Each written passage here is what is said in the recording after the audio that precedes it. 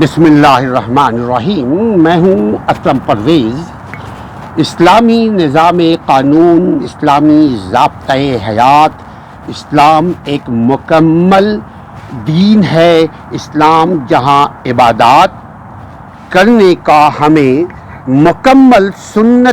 مکمل نور بھرا سنتوں والا ضابطۂ زندگی فراہم کرتا ہے، وہی اسلام ایک شریعت بھی ہے۔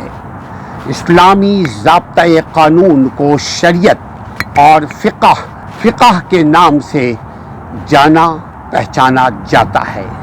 شریعت وہ الوہی قوانین ہیں جنہیں مسلمان اللہ سبحانہ و تعالیٰ کی طرف سے عطا کردہ رہنمائی سمجھتے ہیں، جبکہ فقہ ان قوانین کی انسانی تفہیم اور تشریح ہے جو مجتہدین، علماء کرام، مسلمان آپس میں یونائٹ ہو کر کرتے ہیں۔ فقہ کا مطلب ہی ہے سمجھ، حاضر موجود عصر حاضر موجودہ دور کے اعتبار سے فقہ میں علماء اکرام، علماء دین، اسکالرز جو دین اسلام اور دین دنیا سے واقف ہیں، وہ اس کے اوپر غور و فکر کرنے کے لیے بیٹھتے ہیں،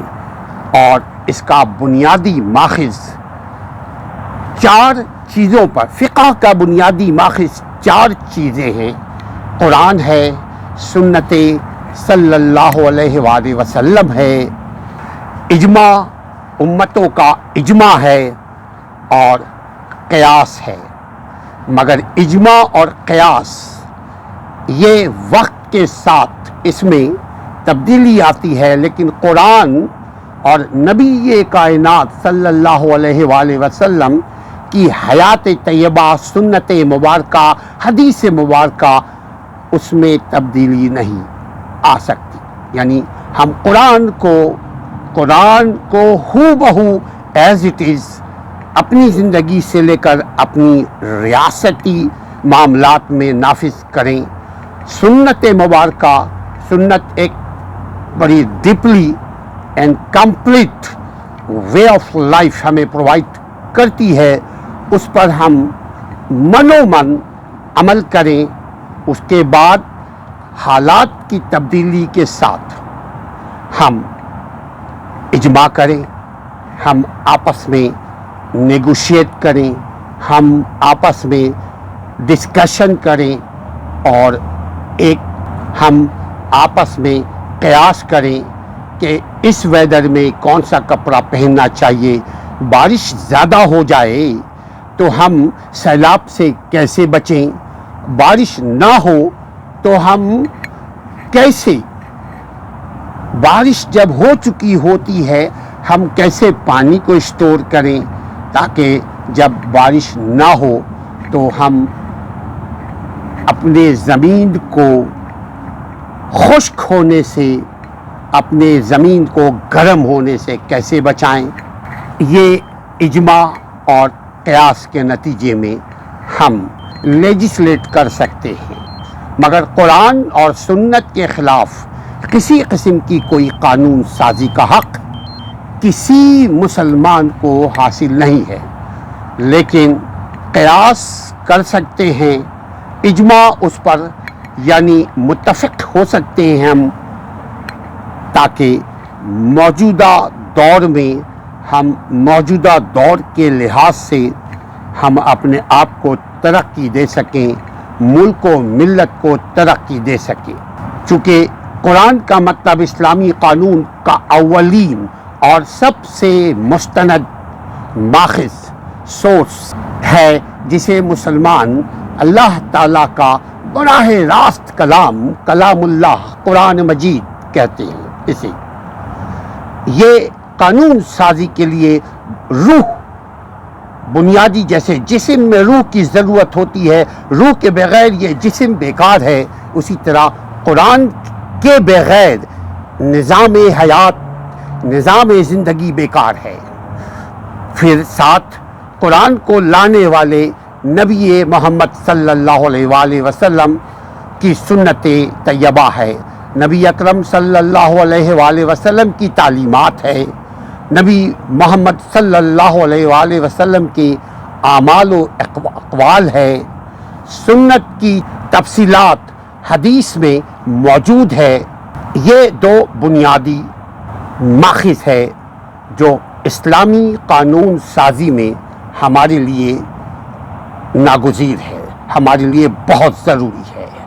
پھر جب ہم موجودہ حالات کے اعتبار سے اسلامی قانون سازی کی ہم بات کرتے ہیں، وہاں ہم بات کرتے ہیں اجماع کی، یعنی آپس میں متحد ہو کر، تفرقہ فرقہ پرستی نہیں، اجماع ہو کر ہم کسی خاص معاملے میں پر، کسی اسپیسیفک معاملے پر مسلمان علماء، مسلمان اہل دانش، اہل فکر، اہل ایمان علماء کا متفقہ فیصلہ، وہ بھی موجودہ دور کے حساب سے قانون سازی کرتا ہے۔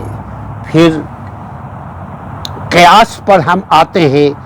استدلال کی ایک شکل قیاس ہے جو قرآن اور سنت مبارکہ میں موجود قوانین کا اطلاق، موجود احکام کے اطلاق، اس کے نئے مسائل پر غور و فکر کرتی ہے، غور و فکر کر کے جو ان میں صراحت سے موجود ہیں اس پر غور کی جاتی ہے، اور جو موجود نہیں ہے مگر اشارتاً اس کے اوپر قیاس کیا جاتا ہے، اور پھر قانون سازی ہوتی ہے۔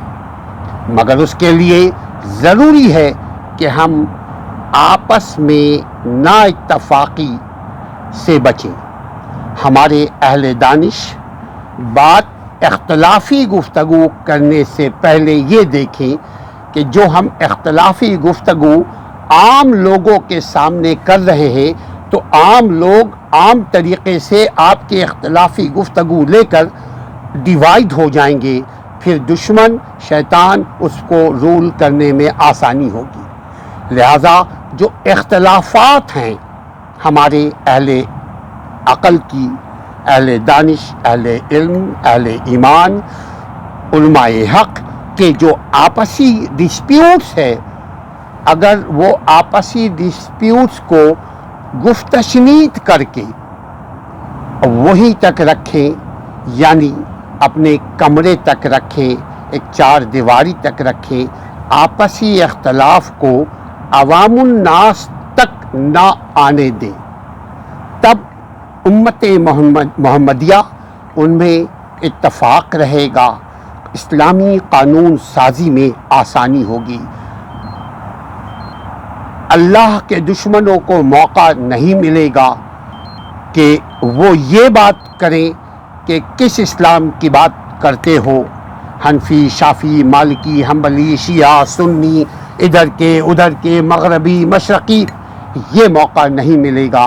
اسلام ایک ہے، اللہ ایک ہے، نبی آخری ایک ہیں صلی اللہ علیہ وسلم، قرآن ایک ہے، سنت طیبہ، سنت مبارکہ ایک ہے، امت مسلمہ کو ایک ہونے کی ضرورت ہے۔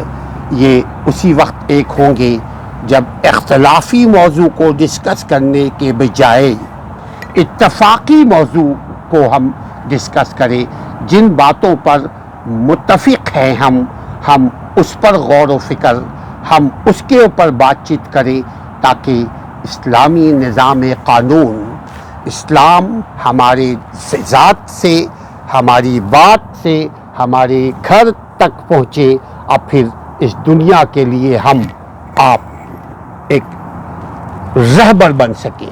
چونکہ ہر مسلمان پر لازم ہے کہ اسلامی نظام کو کم از کم اپنے ذات پر قائم کرے اور وہ دکھتا نظر آئے۔ اسلام دکھتا ہوا چمکتا ہوا نظر آئے. چونکہ اسلام روشنی پھیلانے کے لیے آیا ہے. اسلام دنیا کو اندھیرے سے اجالے میں لانے کے لیے آیا ہے. تو ہم خود جب اجالے میں ہوں گے تو جو اندھیرے میں بسنے والے واسی ہیں، لوگ ہیں، پھر وہ ہم کو دیکھ پائیں گے. پھر ہمیں دیکھ کر وہ اسلامی نظام، اسلامی اصول، اسلام کی طرف راغب ہوں گے اور وہی سے اسلامی نظام کی ابتدا ہوگی. اسلامی قانون، اسلامی نظام حیات کو نافذ ذات سے شروع کریں، پھر خود بخود ریاست میں، ملک میں قائم ہو جائے گا انشاءاللہ تعالی. اگر اس سلسلے میں آپ کی کوئی رائے ہے تو آپ ہمیں اپنی رائے سے آگاہ کیجئے تاکہ ہم آپ مل کر اسلامی نظام پر جو غیر اختلافی ایشوز ہے ہم اس کے اوپر گفتگو کر کے کسی ایک نتیجے پر پہنچ کر کم از کم اپنا کوئی کردار ادا کر سکیں. وما علینا الا البلاغ المبین.